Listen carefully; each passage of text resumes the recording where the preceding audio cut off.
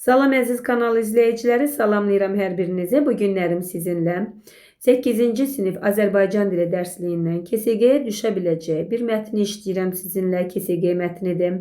Ballar da üzərində verilibdir. Ona görə də diqqətli olun. Mətn üzrə iş işləyirik və mətnə aid olan test tapşırıqlarını işləyirik.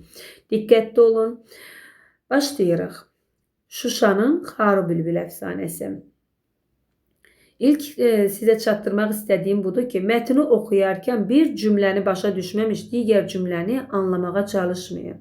Digər cümləni ümumiyyətlə əgər birinci cümləni başa düşməmişsinizsə, digər cümləni ikinci də oxuduğunuz cümləni heç başa düşməyəcəksiniz. Üçüncünü o şəkildə və mətni sona çatandan sonra fikirləşəcəksiniz ki, burada yəni nəsə alat oran, nəsə bildiniz, amma mətni tam mənimsəmədiniz. Ona görə qayıdıb bir də oxumaq istəyəcəksiniz. Bu isə təbii ki, vaxt itkisidir. Ona görə də nə edirik? Mətni oxuduqca anlamağa çalışırsınız.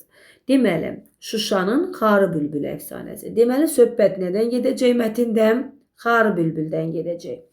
Qarabağın tacı sayılan Şuşa təkcə sıldırım qayaları və saf havası ilə deyil, həm də sirli təbiəti ilə məşhurdur. Hansı yerdən danışır? Şuşadan. Diqqətli olursunuz. Bu qədim şəhərin rəmzi sayılan Xarı Bülbül dünyada bənzəri olmayan bir çiçəkdir. Bu şəhərin rəmzi sayılır. Xarı Bülbül bu şəhərin nə idi? Rəmzidir. Və bu rəmz dünyada bənzəri olmayan bir çiçəkdir. Hər yerdə olan çiçək deyil. Rəvayətə görə Pənahəli xanın qızı Ağabəyim ağa sözünü görəndə təbii ki, çox insan onun orada səhv düşdüyünü fikirləşir və fikirləşirlər ki, bu mətn aşağı siniflərdə olub, ona görə deyirəm. Yəni uşaqlar keçəndə deyirdilər ki, Ağabəyim qadındır ki, müəllimə. Təbii ki, burada qadın kimi verilir. Ağabəyim Pənahəli xanın qızıdır. Və o Tehranda, Şah sarayında yaşayarkən vətən həsrəti çəkilmiş. Nə həsrəti çəkir? Vətən həsrəti. Şah onun könlünü almaq üçün, yəni onun vətən həsrəti çəkdiyini hiss eləyir və Şah onun könlünü almaq üçün sarayda Şuşadakı kimi bir bağ saldırır. Şuşada onun ata-babasının saldırdığı kimi bir bağ saldırır. Böyüdüyü bir bağ kimi bir bağ saldırır. Qarabağda bitən bütün ağacları, çiçəkləri əkdirir ora. Lakin bircə Xarı Bülbül bu bağda bitmir, boynunu büküb quruyur. Sizcə niyə bitmir Xarı Bülbül? Çünki Xarı Bülbül üçün deməli bu iqlim əlverişli olmur. Ona görə də orada bitmir. Xarı Bülbülün quruluşu da çox maraqlıdır. Görürsünüz, bu fikir burada bitdi. Yeni bir abzas yaranır. Artıq biz Xarı Bülbüldən danışırıq. Xarı Bülbülün quruluşu da çox maraqlıdır. 3 ləçəyi var. İkisi yana açılmış qanadlarla, ortadakı isə bülbül başına bənzər. Elə bil canlı quş çiçəyin üstünə qonub. Görürsünüz, canlı quş çiçəyin üstünə qonub. Orada donub qalıb. Xalq inanclarına görə bülbül gülü sevdiyi üçün xar, tikan ona paxıllıq edir və onları ayırmaq istəyir. Xar nə mənasında gedir? Tikan mənasında. Lakin sevgi o qədər güclü olur ki, bülbül çiçəkdən ayrılmır və onları bir yerdə əbədi bir obraza çevrilirlər. Bu yəni göstərir, o çiçəyi bənzədir və çiçəkdə olan bənzətməni bizə çatdırır və deyir ki, tikanın da ona paxıllığı tutur ki, onları ayırsın, amma onlar ayrılmırlar, bülbül çiçəkdən ayrılmır və bir yerdə əbədi bir obraza çevrilirlər. Bir gün Xarı Bülbül bizim deməli üçün təkcə bugün Xarı Bülbül bizim üçün təkcə bir bitki deyil, həm də zəfərimizin sarsılmaz birliyinin simvoludur. 44 günlük müharibəni nəzərdə tutur ki, bu müharibəyə əsasən deməli zəfərimizin sarsılmaz birliyimizin simvoluna çevrildi. Nə edirik? Başlayırıq tapşırıqları işləməyə. Mənə elə gəlir ki, yetərincə başa düşdünüz və başlayırıq işləməyə. Baxın, birinci abzasda bizə bu çiçəyin deməli Ağabəyim ağanın həyatındakı rolunu danışdı ki, bu çiçək onun bağında bitmədi. Bu çiçəyin onun üçün nə kimi əhəmiyyəti vardı? Şuşada bitirdi, onu da gətizdirmək istədi xan ondan ötürü. Çünki darıxırdı o Şuşadakı bağları üçün, vətən həsrəti çəkirdi ki, Ağabəyim ağa. Yəni qadın idi ha, Ağabəyim ağa, bunu mənimseyin. Sonra, yəni testlərdə görəndə durub o Ağabəyim ağa sözünə baxa-baxa qalıb, vaxtınızı itirməyin. Sonra, yəni ki, bu hissədə mətnin birinci abzasında bu haqda danışır. Ki, bağda bunu bitirmədilər, digər bütün bağda olan o Şuşa bağı necə varsa elə saldılar, bir Xarı bülbül bitmədi. Sonra isə Xarı bülbülün özündən danışır, onun quruluşundan danışır ikinci abzasda, onun deməli, digər bir dünyada tayı bərabəri olmadığı bir bitki olduğunu, çiçəyi olduğunu vurğulayır və onun zəfərimizin, sarsılmaz birliyimizin simvolu olduğunu bizə ikinci abzasda çatdırır. Gəlin indi baxaq test tapşırıqlarına. Əgər bunu bu şəkildə mənimsədirsə, təbii ki, testi çox gözəl işləyəcəksiniz. Deyir ki, mətnin əsas mövzusu nədir? Nədir? Şuşanın tarixi abidələri. Şuşanın hansısa bir abidəsindən danışıldı mı burada? Xeyr, danışılmadı. Ona görə də biz Şuşanın hər hansı bir abidəsinin adını çəkə bilmərik. Abidə deyil bu. Sonra Xarı bülbül çiçəyi və onun rəmzi mənası. Vardımı? Bəli, Xarı bülbül çiçəyinin və onun rəmzi mənasından birinci abzasda da danışıldı və ikinci abzasda artıq onun rəmzi mənası tam şəkildə açıqlandı. Deməli, variantımız B-dir. Pənahəli xanın həyatından danışılmayıb burada. Tehran bağlarının gözəlliyi, Tehran bağlarının gözəlliyindən yox, Şuşa bağlarının gözəlliyindən danışıldı və o Şuşa bağı Tehranda salındı. Bu da yəni mətnin iki cümləsini tutdu. Bunu da biz mətnə mövzusu kimi əlavə edə bilmərik. Deməli, düzgün cavabımız nə oldu? B variantı. Daha sonra ikinci suala baxırıq. Ağabəyim ağa nə üçün Tehrandakı bağda xoşbəxt deyildi deyir. Nə üçün bu xoşbəxt deyildi bu bağda? Niyə görə xoşbəxt ola bilmirdi? Niyə görə Ağabəyim ağa Tehrandakı bağda xoşbəxt ola bilmirdi? Bağın qulluqçuları yaxşı deyildi. Görürsünüz ki, heç ümumiyyətlə qulluqçu adı çəkilmir oradan. Saray həyatı ona maraqsız idi. Saray həyatı maraqsız ola bilməz. Çünki o özü də saraydan gəlmişdi. Düzü saray qızı idi. Pənahəli xanın qızı idi. Şuşa xanının deməli qızı idi. Ona görə ona saray həyatı mənasız, darıxdırıcı gələ bilməz. Yəni bu həyatı keçib gəlmişdi. Vətən həsrəti çəkdiyi üçün, bəli, vətən həsrəti çəkirdi, görürsünüz, deyir, vətən həsrəti çəkdiyi üçün o darıxırdı. Bağda meyvə ağacları yox idi, meyvə ağaclarını da gətirib ora əkdilər, yenə də onun üçün ora darıxdırıcı idi. Düzgün cavabımız C-dir. Mətnə görə Xarı bülbül niyə Tehrandakı bağda bitmədi?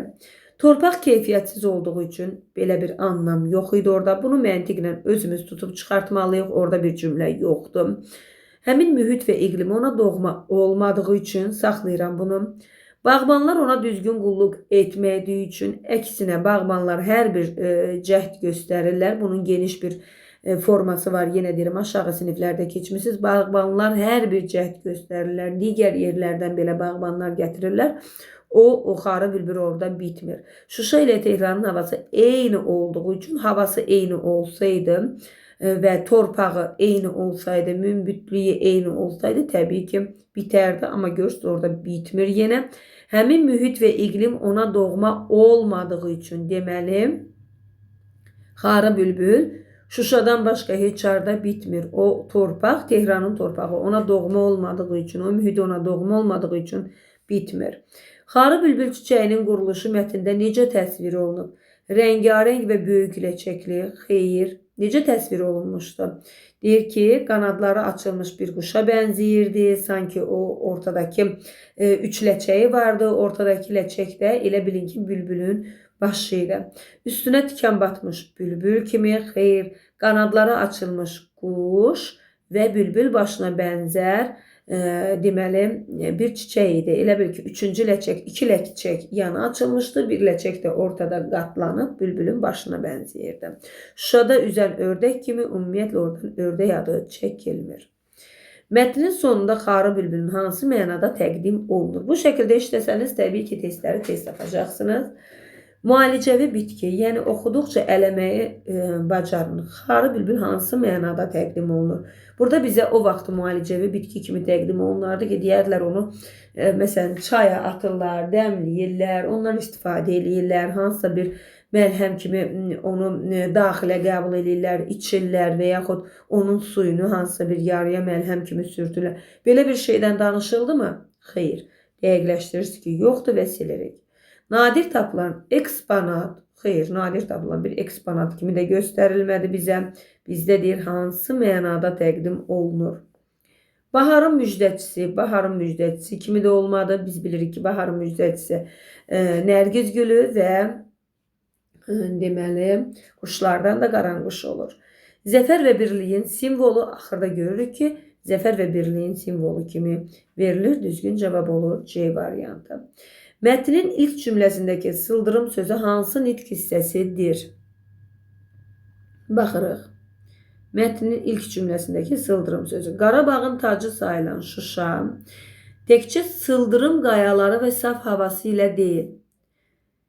Qayalar. Özündən sonra isim gəlib, bəli, isim gəlib. Deməli, qaya sözündən əvvəl, isimdən əvvəldə işlənibdir qayalar. Hansı qayalar? Sıldırım qayalar. Nitq hissəsi kimi nə olur? Sifət. Gəlirik sıldırım sözü hansı nitq hissəsidir? Təbii ki, sıldırım sözü cümlədə. Bax, mətn cümləsində verib. Sıldırım sözünü bizə təkcə vermir. Sıldırım sözü cümləsindəki sıldırım sözü, bax, cümlədəki sıldırım sözü hansı mənadadır? Sifətdir. Vətən həsrəti çəkirmiş ifadəsində həsrət sözü hansı ismin hansı halındadır? Hansı ismin halındadır? Yox, yerlər dəyişik düşün. İsmin hansı halındadır? İsmin hansı halındadır? Vətən həsrəti çəkirmiş. Diqqətli olun. Çox uşaqlar səhv eləyir. Vətən həsrəti. Bu i'ni götürürlər. Vətənin həsrətidir. Vətənin burada əslində olur. Vətənin həsrəti. Vətən, vətənin. Bu olur yəlik. Yəlik halın şəkilçisi. Bu şəkilçi burada bizdə vətən sözündə görsənmir. Həsrət. Həsrəti də mənsubiyyət şəkilçisidir. Olur mənsubiyyət. Mənsubiyyət şəkilçisi olduğu üçün bu ismin hal şəkilçisi deyil də. Ona görə də həsrət sözü olduğu yerdə qalır. Yəni ismin adlı qalında. Vətənin həsrətidir əslində. Vətənin həsrəti olanda o həsrət sözü ismin adlı qalında götürülür. Çünki oradaki i ki var. Baxın bu həsrəti sözündəki i ki var. Bu i ismin mənsubiyyət şəkilçisidir. İ'dən gedir, t-la yox. İ ismin mənsubiyyət şəkilçisi. Vətənin həsrəti. Həsrəti çəkirmiş. Vətənin həsrəti. Bir dəqiqə. Vətənin həsrəti çəkirmiş ifadəsində həsrət sözü. Vətənin həsrəti çəkirmiş. Baxın mənəm. Baxın. Vətənin həsrəti çəkirmişdir burada. Vətənin həsrətini çəkirmiş. Burada vətənin həsrətini olur ismin təsirlik halında. İsmin təsirlik halında. Vətənin həsrəti olduğu kimi qalsaydı, özündən sonra çəkilmiş sözü verdiyinə görə olacaq vətənin həsrətini çəkirmiş. Vətənin həsrətini. Bundan sonra biz bura, baxın, vətənin həsrəti, bu i mənsubiyyət şəkilçisidir. Burada təzdən görünməyən bir şəkilçi. Vətənin həsrətini, n bitişdirici samitdir. Vətənin həsrətini, nəyi? Vətənin həsrətini çəkirmiş. Bu olur ismin təsirlik halında. Daha sonra keçirik. Mətndə işlənmiş xarı bülbül sözü. Quruluşca necə sözdür? Quruluşca necə sözdür xarı bülbül? Təbii ki, quruluşca mürəkkəb sözdür. Xarı və bülbül sözləri birləşib, hər iki sözün birləşməsindən əmələ gəldiyi üçün xarı bülbül mürəkkəb sözdür. Sarayda, Şuşadakı kimi bir bağ saldırır cümləsində. Sarayda, Şuşadakı kimi bir bağ saldırır cümləsindəki qoşmanı tapın. Kimi, Şuşadakı kimi gör. Saray sözü isimdir, yəni onu götürə bilmərik. Şuşadır, bağdır, saldırır bir. Saraydakı kimi deməli nə olur burada? Kimi qoşma olur. B variantı. Hansı cümlədə xar sözü tikan mənasında işlənib? Xar sözü tikan mənasında işlənib. Bilirik ki, xar tikan deməkdir. Baxırıq, o düşmən yanında xar oldu. Yəni, düşmən yanında xar oldu nə deməkdir? Yəni, biabr oldu, pərt oldu. Bülbül gülün xarından qorxmaz. Bülbül gülün tikanından qorxmaz. Deməli, cavabımız olur B variantı. Hamı ona xarxor baxırdı. Yəni, hamı ona bir təhər baxırdı. Hamı ona bir təhər baxırdı. Bu da getmir. Bu iş bizi xar etdi. Yəni, biabr etdi, pərt etdi. Bu da olmur. Cavab olur B variantı. Boynunu büküb quruyur cümləsində feili bağlama hansı sözdür? Boynunu büküb quruyur. Baxın, burada nədir? Ub, ıb, ib, ub, üb şəkilçisidir ki, ıb, ib, ub, üb şəkilçisi 4 cür yazılan şəkilçidir ki, feili bağlama şəkilçisidir. Quruyur. Necə quruyur? Boynunu büküb. Təbii ki, burada büküb sözü deməli B variantı olur düzgün cavabımız. Sonra keçirik 12-ci suala. Dünyada bənzəri olmayan bir çiçəkdir cümləsində xəbər hansı nitq hissəsi ilə ifadə olmuşdur? Baxın, diqqətli baxırıq. Dünyada bənzəri olmayan bir çiçəkdir. Nədir? Çiçəkdir. Nədir? Çiçəkdir. Nə verdik sual? Nədir? Çiçəkdir. Düzdür.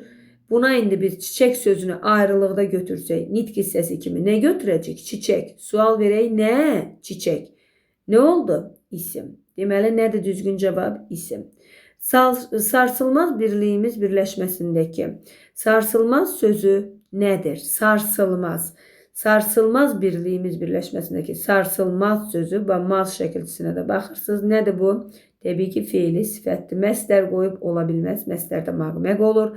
Feili bağlama deyil və isim heç deyil. Sarsılmaz birliyimiz, yəni bu olur deməli feili sifət. Sonra mətndəki pənahəli hansı birliyimiz? Sual verir, hansı birliyimiz? Sarsılmaz birliyimiz.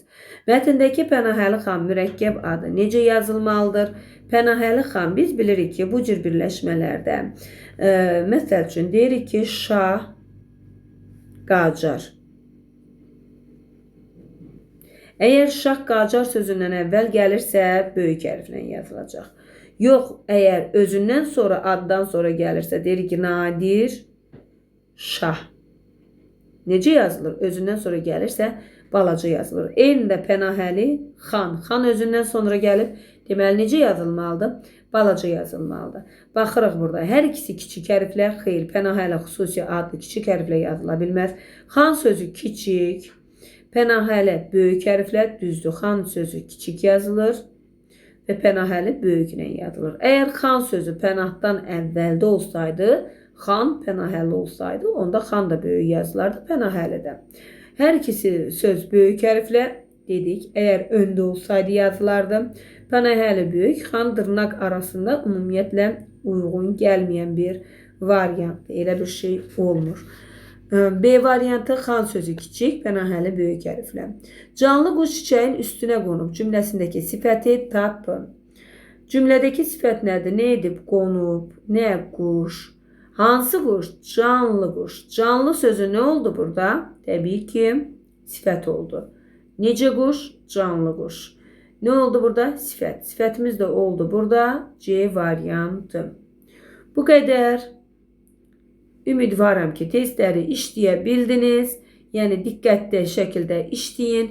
Yəni, əvvəlcədən neyniyəcək? Baxırsınız, deməli, testi özünüz mətni saxlayın. Sualları özünüz ötürdükcə işləyin. Sonra baxın, bir-bir işlədikcə baxın, görün, həmən cavabınız mənim yazdığım cavabla üst-üstə düşürmü?